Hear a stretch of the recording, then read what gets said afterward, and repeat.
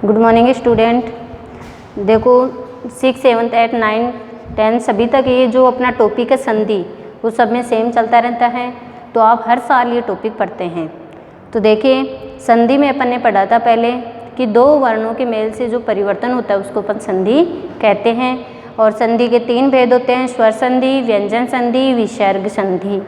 तो उसमें अपन देखो परिवर्तन भी मैंने आपको बताया था कि परिवर्तन होता कैसे है। फिर से मैं एक बार बता देती हूँ कैसे होता है। जैसे अन प्लस अभाव, यदि इस शब्द को अपन बिना परिवर्तन लिखेंगे तो शब्द बनेगा एन ए भाव। एन अभाव शब्द क्या बनेगा? अन अभाव, जो गलत है शब्द बनेगा इसका सही अन्ना भाव। इसमें इसका मतलब क्या हुआ, यहाँ जो ए था इस न में भी क्या मिला हुआ है? ए। तो शब्द ए और ए मिलके क्या बनाते हैं? आ बनाते हैं, इसलिए शब्द क्या बनेगा? अन्ना भाव।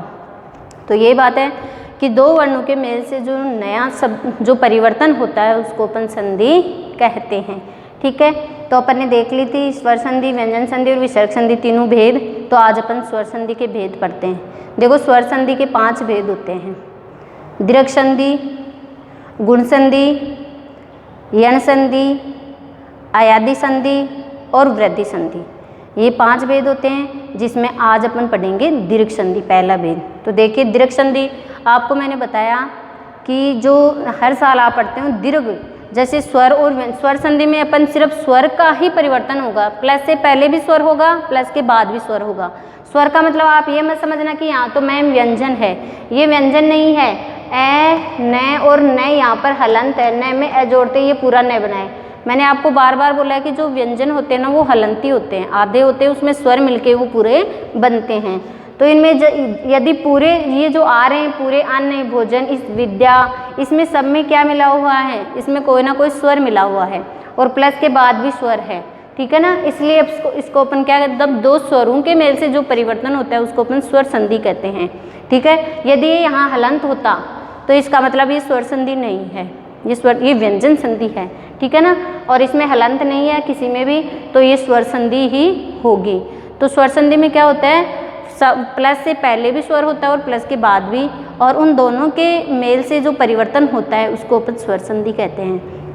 तो दीर्घ संधि अपन देखेंगे कि अपन स्वर पढ़ते हैं, स्वर कितने होते हैं? 11 होते हैं। स्वर कितने होते हैं? 11। ए आ ई ऊ री ए ऐ ओ औ। ठीक है, ये 11 स्वर होते हैं। तो दीर्घ स्वर कौन से होते हैं इसमें? देखो ये ह्रस्व स्वर है, ए, छोटी ई, छोटा ऊ, री, ये तो चारों क्या हैं? ह्रस्व स्वर हैं। ये चारों क्या है? ह्रस्व स्वर, इनको बोलते हैं ह्रस्व स्वर, ह्रस्व स्वर। ठीक है, ये तो ह्रस्व स्वर हैं। और आ, बड़ी ई, बड़ा ऊ, ए ऐ ओ औ, इनको बोलते हैं दीर्घ स्वर। ये है 7 और ह्रस्व स्वर होते हैं 4। ठीक है, तो देखो दीर्घ संधि, दीर्घ में क्या होता है कि ह्रस्व स्वर मिलकर भी ह्रस्व और दीर्घ बने, चाहे ह्रस्व और ह्रस्व मिले, चाहे दीर्घ और दीर्घ मिले, वो क्या बनाएंगे? दीर्घ ही बनाएंगे, यानी बड़ा ही बनाएंगे। तो उसको अपन दीर्घ संधि कहते हैं। तो याद कैसे रहेगी? आपको ये सोच लेना कि इसमें छोटा स्वर हो, ह्रस्व स्वर हो, उसके साथ दीर्घ स्वर हो, चाहे ह्रस्व और ह्रस्व हो, चाहे दीर्घ और दीर्घ हो, इनमें से ये 3 के अपन संधि बनाएंगे। इसके नियम के अनुसार चलेंगे अपन। दीर्घ जो संधि है उसमें अपन ये 1, 2, 3, 4, 5, 6 जो 6 स्वर हैं यहीं तक अपन इसमें स्वर संधि, दीर्घ संधि में अपन पढ़ेंगे। तो देखिए दीर्घ संधि में यदि आप ए प्लस ए को जोड़ते हो तो आ बनेगा, आ और आ को जोड़ोगे तो भी आई आएगा, आ और ए को जोड़ोगे तो भी। किसी भी स्वर को जोड़ लो, सम्मान स्वर होने चाहिए, दोनों और क्या होने चाहिए? सम्मान स्वर। ए हो सकते हैं, ई हो सकते हैं, ऊ हो सकते हैं। प्लस से पहले ए, बाद में भी ए होना चाहिए, प्लस से पहले ई, बाद में भी ई होना चाहिए, प्लस से पहले ऊ तो बाद में भी। ये 3 ही स्वरों का होगा दीर्घ संधि में। तो देखिए ह्रस्व स्वर ए, जैसे अन्य, तो इसमें क्या है? अन्न, ए जुड़ा हुआ है, बाद में भी क्या आ गया? ए आ गया। तो ए और ए ने मिलके क्या बना लिया? आ बना लिया। तो शब्द क्या बन गया? अन्ना भाव बन गया। ठीक है, इसी प्रकार देखो ए भोजन, यहाँ क्या है? ए है, आगे क्या है? आ है। तो ए और आ मिलके भी क्या बनाएंगे? आ ही बनाएंगे, शब्द बनेगा भोजनालय। ठीक है, इसी प्रकार विद्या प्लस अर्थी, इधर क्या है? विद्या आ है, इधर ए है, लेकिन बनेगा क्या? आ ही बनेगा, विद्यार्थी। इसी प्रकार महा आ है, आत्मा इधर भी आई है में आई जुड़ा हुआ है, इधर भी आ और आ मिलके क्या बनाएंगे, आई बनाएंगे, तो शब्द बनेगा महात्मा। ठीक है, इसी प्रकार अपन तो 3 ही स्वरों का होगा, समान स्वर ए आ ई उ ऊ, इन्हीं से दीर्घ संधि बनती है। ठीक है, फिर देखो ई प्लस ई से छोटी ई ले लो चाहे बड़ी ही, बड़ी और बड़ी ले लो चाहे दोनों समान ले लो, बनेगी कौन सी, बड़ी ई का ही स्वर आएगा। गिरी यहाँ छोटी ई है, इंद्र यहाँ भी छोटी ई है, छोटी ई और छोटी ई ने मिलकर यहाँ क्या कर दिया, रे की बड़ी मात्रा कर दी, शब्द क्या बन गया, गिरिंद्र।